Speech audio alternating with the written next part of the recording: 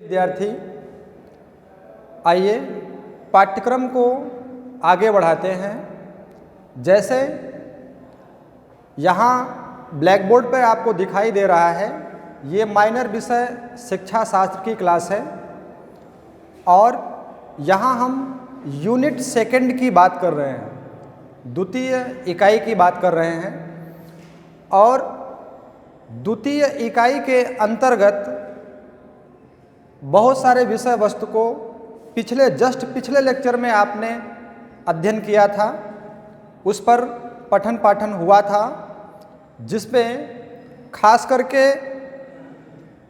विकास क्या है, शैक्षिक विकास क्या है, शिक्षा के विकास में खास करके व्यक्तिगत विकास क्या है, सामाजिक विकास क्या है, व्यावसायिक विकास क्या है, लोकतांत्रिक विकास क्या है, इसके साथ साथ सांस्कृतिक स्थानांतरण क्या है, कौशलों का संग्रहण क्या है, राष्ट्रीय एकता क्या है, राष्ट्रीय एकता की आवश्यकता क्या है, राष्ट्रीय एकता के मार्ग में आने वाली बाधाएं क्या है और विद्यार्थियों में राष्ट्रीय एकता का विकास कैसे किया जा सकता है। इस विभिन्न बिंदुओं का अध्ययन जस्ट आप पिछले लेक्चर में आपको बताया गया है, समझाया गया है, पढ़ाया गया है, तो आप उसका अध्ययन उस वीडियो में कर सकते हैं। यूनिट सेकंड की ही हम बात करते हैं, तो आज जो हमें पढ़ना है, समझना है, जिस विषय वस्तु का आत्मसात करना है हमें, वो खास करके ब्लैक बोर्ड पर आपको दिखाई दे रहा होगा, अंतर्राष्ट्रीय अवबोध, या कहते हैं इसे अंग्रेजी में कहते हैं इंटरनेशनल अंडरस्टैंडिंग। और सरल भाषा में अगर आप समझना चाहें कि अंतर्राष्ट्रीय समझ, तो ये नया टॉपिक है और काफ़ी इम्पोर्टेंट टॉपिक है और परीक्षा में इससे प्रश्न भी बनते हैं। तो सबसे पहले आइए हम समझते हैं कि अंतर्राष्ट्रीय अवबोध क्या है, इंटरनेशनल अंडरस्टैंडिंग क्या है। अगर इंटरनेशनल अंडरस्टैंडिंग, अंतर्राष्ट्रीय अवबोध की बात करते हैं, तो ये माना जाता है यह एक प्रकार की अंतर्राष्ट्रीयता, एक प्रकार की एक भावना है जो कि बालक के भावात्मक पक्ष से संबंधित है।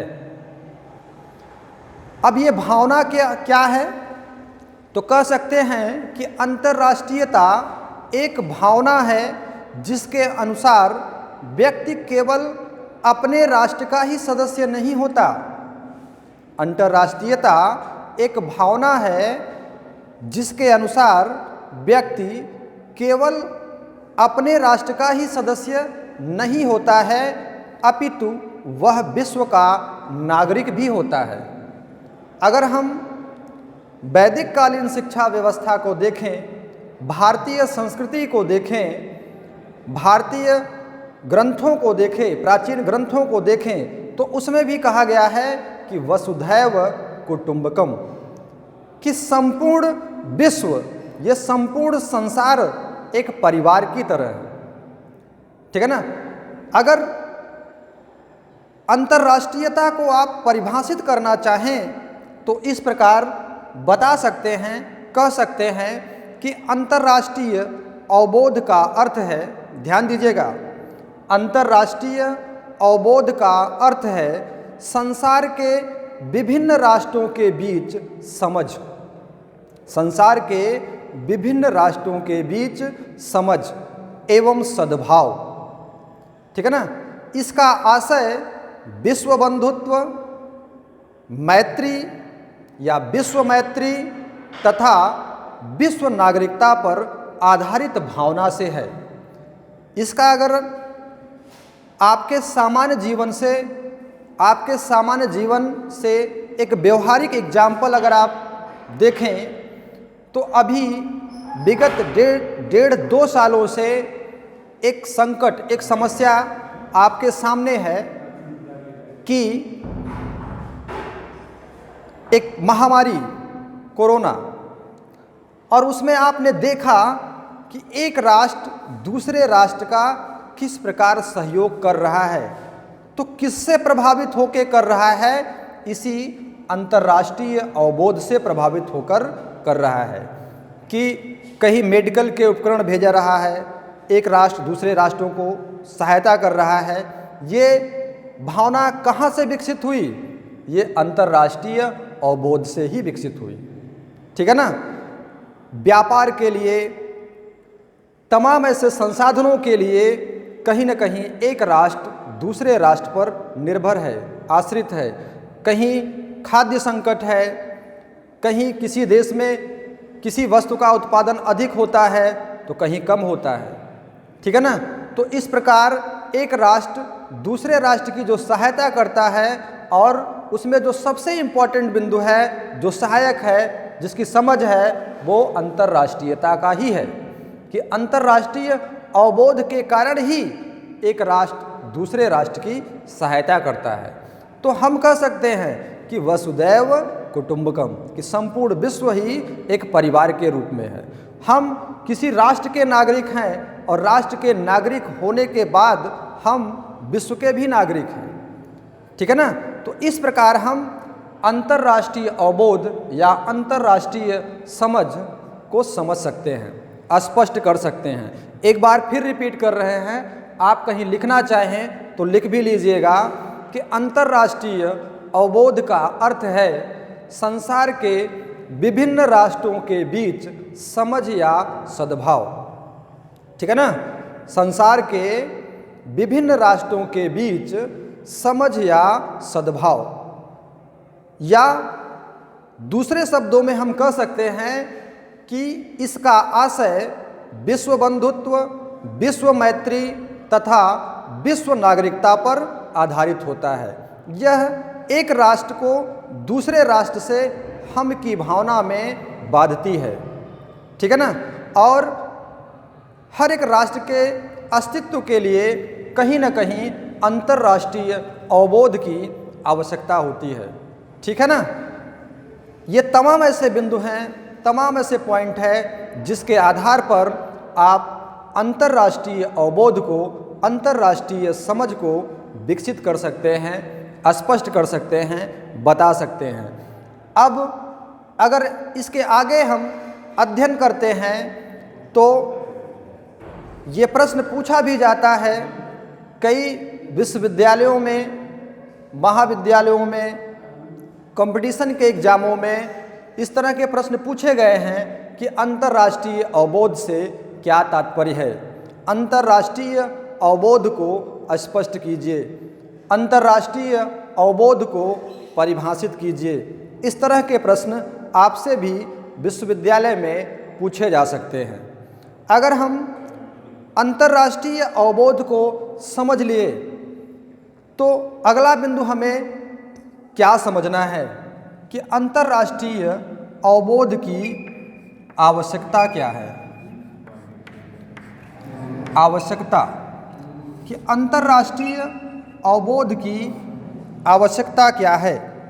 अगर हम अंतर्राष्ट्रीय अवबोध की आवश्यकता की बात करते हैं तो कुछ बिंदु हैं जिनके माध्यम से हम अंतर्राष्ट्रीय अवबोध की आवश्यकता को समझ सकते हैं। जैसे कह सकते हैं कि राष्ट्रों के स्वतंत्र अस्तित्व की रक्षा के लिए, कि हर एक राष्ट्र दूसरे राष्ट्र के जाति, धर्म, संप्रदाय, क्षेत्र, भौगोलिक स्थिति इत्यादि में भिन्न है, और इस प्रकार राष्ट्रों के स्वतंत्र अस्तित्व के लिए कहीं न कहीं अंतर्राष्ट्रीय अवबोध की आवश्यकता होती है।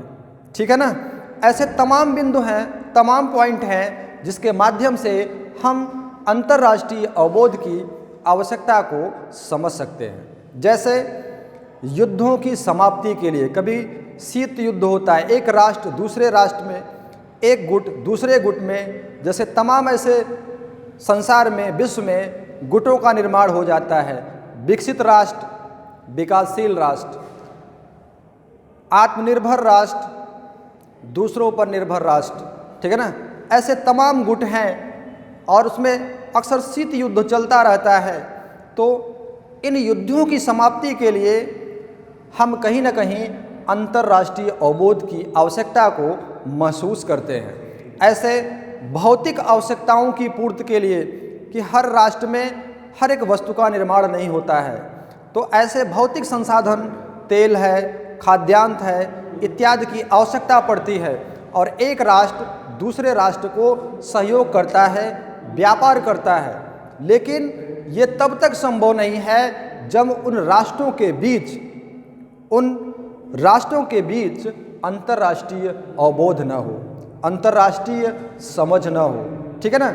ऐसे है अंतर्राष्ट्रीय व्यापार के लिए भी इसकी आवश्यकता होती है, मनुष्य मात्र के कल्याण के लिए भी इसकी आवश्यकता होती है, पिछड़े राष्ट्रों के विकास के लिए भी होती है। ऐसे वो तमाम फैक्टर हैं, तमाम बिंदु हैं जिससे हम अंतर्राष्ट्रीय अवबोध की आवश्यकता को समझ सकते हैं। ठीक है ना। यहाँ तक आपने समझा कि अंतर्राष्ट्रीय अवबोध की समझ की जो आवश्यकता है वो क्या क्या है। ठीक, इसके बाद अगर हम चर्चा करते हैं आगे, तो अगला जो हमारा पॉइंट आता है वो क्या है, बाधाएं। कि अंतर्राष्ट्रीय अवबोध या समझ को विकसित करने के मार्ग में क्या क्या बाधाएं हैं। बाधाएं अर्थात वो फैक्टर, वो कारक जो कहीं ना कहीं अंतर्राष्ट्रीयता को प्रभावित करती है। ठीक है ना। ऐसे तमाम फैक्टर हैं। जैसे एग्जाम्पल लेते हैं हम, इसको बहुत रटना नहीं है, ऐसे एक बार अगर आपने पढ़ लिया तो निश्चित है आप उसके विषय में जान जाएंगे, समझ जाएंगे। जैसे संकीर्ण राष्ट्रीयता, कोई ऐसा राष्ट्र जो अपने राष्ट्र को ही सर्वश्रेष्ठ समझे, सबसे अच्छा समझे। ठीक है ना। तो कहीं ना कहीं ये माना जाएगा कि उस राष्ट्र के अंदर जो है अंतर्राष्ट्रीयता की समझ नहीं है और वो अपने ही राष्ट्र को सर्वोपरि मानता है। तो ये कहेंगे कि ये अंतर्राष्ट्रीयता के मार्ग में आने वाली बाधा है। ऐसे राष्ट्र जो संकीर्ण मानसिकता रखते हैं। ठीक है ना। ऐसे विभिन्न राजनैतिक चिंतन धाराएं कि विश्व के जितने भी राष्ट्र हैं सब में अलग अलग राजनीतिक चिंतन धाराएं हैं और उनके विचार क्या हैं, उनके मूल्य क्या हैं, उनके आदर्श मानदंड क्या हैं, ये सब भी कहीं ना कहीं अंतर्राष्ट्रीयता के मार्ग में बाधा उत्पन्न करती है। इसी प्रकार विभिन्न राष्ट्रीय गुट, अगर हम अंतर्राष्ट्रीय स्तर पर देखते हैं तो विभिन्न राष्ट्रों का गुट बन जाता है, विकसित राष्ट्र, विकासशील राष्ट्र। ठीक है ना।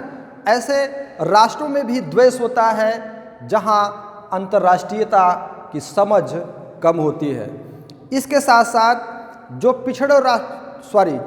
साथ जो विभिन्न राष्ट्रों की सांस्कृतिक भिन्नता होती है, ठीक है ना, वह भी कहीं ना कहीं कि हर एक राष्ट्र की अपनी संस्कृति है, सभ्यता है और उसके आधार पर वो अपने राष्ट्र को ही श्रेष्ठ समझते हैं और यह भी कहीं ना कहीं अंतर्राष्ट्रीयता के मार्ग में आने वाली बाधा है। ऐसे विभिन्न बिंदु हैं, विभिन्न पॉइंट हैं जिसके माध्यम से हम ये समझ सकते हैं कि अंतर्राष्ट्रीय अवबोध के मार्ग में आने वाली क्या क्या बाधाएं हैं। बाधाओं के बाद अगर हम पाठ्यक्रम में आगे बढ़ते हैं तो एक बिंदु इससे रिलेटेड और है जो परीक्षा में पूछा भी जाता है कि शिक्षा और अंतर्राष्ट्रीय अवबोध। ध्यान दीजिएगा, शिक्षा और अंतर्राष्ट्रीय अवबोध अर्थात अंतर्राष्ट्रीयता के विकास के लिए, अंतर्राष्ट्रीय अवबोध के विकास के लिए शिक्षा की क्या भूमिका है, शिक्षा कैसे बालकों में, विद्यार्थियों में अंतर्राष्ट्रीयता का विकास करती है। तो हम इसको भी पॉइंट में लिख सकते हैं, बता सकते हैं, समझा सकते हैं। जैसे जो शिक्षा का उद्देश्य है पाठ्यचर्या है, शिक्षण विधि है, उसमें सुधार करके हम बालकों में कहीं न कहीं अंतर्राष्ट्रीयता या अंतर्राष्ट्रीयता की समझ को विकसित कर सकते हैं। ऐसे समान व्यवहार एवं पाठ्यक्रम में सुधार करके अंतर्राष्ट्रीय दिवस एवं अंतर्राष्ट्रीय नेताओं के भाषण के द्वारा, जैसे आप जानते हैं कि आज विश्व में वैश्वीकरण, भूमंडलीकरण के कारण संपूर्ण विश्व एक परिवार है और हर एक नागरिक में, हर एक बालक में अंतर्राष्ट्रीय अवबोध की समझ होनी चाहिए, जिससे सबसे सशक्त माध्यम क्या है? शिक्षा है। और शिक्षा में विभिन्न परिवर्तनों के द्वारा हम विद्यार्थियों में कहीं न कहीं अंतर्राष्ट्रीय अवबोध का विकास कर सकते हैं। जैसे हम विभिन्न अंतर्राष्ट्रीय दिवसों को मनाते हैं, उत्सवों को मनाते हैं, जैसे विश्व जल दिवस है, विश्व पृथ्वी दिवस है, विश्व पर्यावरण दिवस है, अंतर्राष्ट्रीय महिला दिवस है। तो ऐसे एक भावना, एक हम की भावना का विकास होता है, जिसमें ये लगता है कि संपूर्ण विश्व एक परिवार है, एक परिवार के रूप में है। ऐसे और भी बिंदु हैं शिक्षा के द्वारा जो हम अंतर्राष्ट्रीय अवबोध का विकास कर सकते हैं, जैसे अंतर्राष्ट्रीय खेलकूद एवं सांस्कृतिक कार्यक्रम, अंतर्राष्ट्रीय प्रदर्शनियाँ एवं रेडियो टेलीविज़न पर विभिन्न कार्यक्रम, अंतर्राष्ट्रीय शिक्षकों का आदान प्रदान एवं छात्रों के अध्ययन की व्यवस्था। आप देखते हैं कि बहुत सारे ऐसे बच्चे हैं जो विभिन्न दूसरे राष्ट्रों में अध्ययन के लिए जाते हैं। इसके साथ साथ विदेश भ्रमण, ये सारे ऐसे पॉइंट हैं जो कि शिक्षा व्यवस्था में सम्मिलित करके बालकों के अंतर मन में हम कहीं न कहीं अंतर्राष्ट्रीय अवबोध का विकास कर सकते हैं। ठीक है, आज हमने इस यूनिट सेकंड में ये समझने का प्रयास किया है कि अंतर्राष्ट्रीय अवबोध क्या है, इंटरनेशनल अंडरस्टैंडिंग क्या है, ठीक है ना, इसकी समझ, और इसके साथ साथ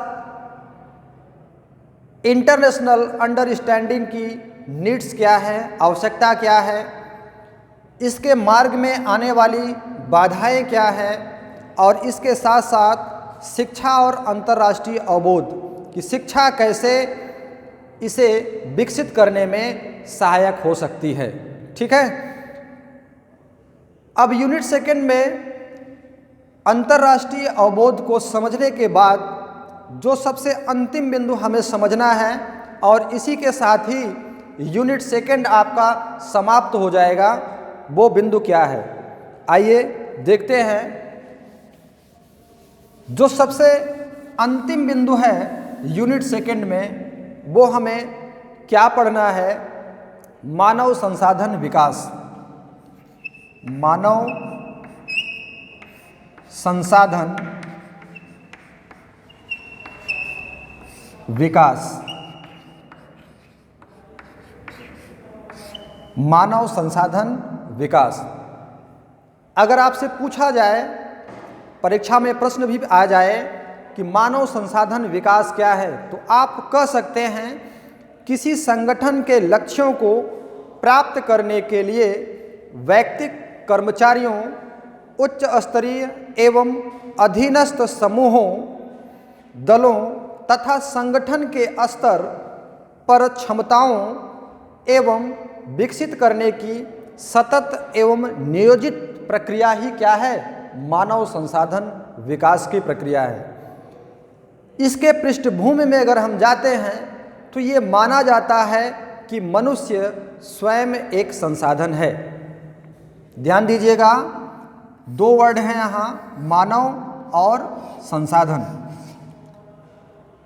अगर इसके पृष्ठभूमि में हम जाते हैं तो सबसे पहले NEP, नेशनल एजुकेशन पॉलिसी 1986, सबसे पहले जो भारतवर्ष में शिक्षा का सबसे बड़ा मंत्रालय है उसे क्या कहा जाता था? शिक्षा मंत्रालय।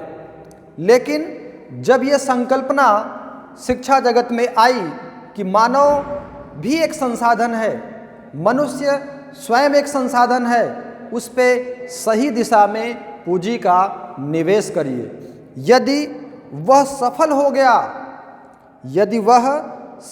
गया तो निश्चित है कि वह किसी उद्योग से कम नहीं है। जैसे जो बालक है उस पे सही दिशा में अगर पूंजी का निवेश किया जाए, पैसा लगाया जाए और वह बालक आगे भविष्य में इंजीनियर बन जाए, डॉक्टर बन जाए, आईएएस बन जाए, पीसीएस बन जाए, तो वह कहीं न कहीं हमेशा अर्थ का अर्जन करेगा, तो वह किसी उद्योग से कम नहीं है।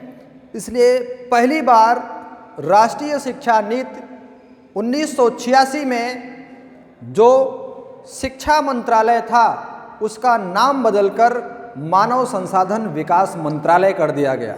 लेकिन अभी जो आपकी नई राष्ट्रीय शिक्षा नीति आई है अर्थात NEP 2020, इसमें फिर मानव संसाधन विकास मंत्रालय का नाम बदलकर शिक्षा मंत्रालय कर दिया गया है। ठीक है ना? लेकिन आपसे परीक्षा में जो प्रश्न पूछा जाएगा वो यही पूछा जाएगा कि मानव संसाधन विकास क्या है। तो आप बताइएगा कि मनुष्य स्वयं एक संसाधन है जिस पे सही दिशा में पूंजी निवेश करने पर वह किसी उद्योग से कम नहीं है। ठीक है ना? तो इस प्रकार हम देखते हैं कि विभिन्न संगठनों के द्वारा हम ऐसे मानव संसाधन विकास का अध्ययन करते हैं। ठीक है? इस तरह जो यूनिट सेकंड का सबसे अंतिम बिंदु था कि मानव संसाधन विकास, इसकी भी समझ आपको हो गई है। और जब आप में मोटिवेशन हो पढ़ने के लिए तभी आप इसका अध्ययन करिएगा। अगर पढ़ने में आपका मन नहीं लग रहा है तो आप वीडियो मत देखिएगा और फिर जब आप मोटिवेट हों और अध्ययन करिएगा उसके बाद। और एक बार में समझ में ना आए तो वीडियो को दोबारा प्ले करके देखिएगा, निश्चित ही आपको समझ में आ जाएगा। चलिए, आज यहाँ यूनिट सेकंड समाप्त हो गया है। नेक्स्ट अगले लेक्चर में जब हम फिर अध्ययन प्रारंभ करेंगे तो यूनिट थर्ड की बात करेंगे। और यूनिट थर्ड में, तीसरे यूनिट में सिर्फ आपको जो पढ़ना है वो एक ही पॉइंट है कि शिक्षा के साधन क्या हैं और शिक्षा का साधन क्या है, उसके प्रकार क्या हैं, उसकी विशेषताएं क्या हैं। ठीक है ना? तो नेक्स्ट लेक्चर में हम इसका अध्ययन करेंगे। धन्यवाद।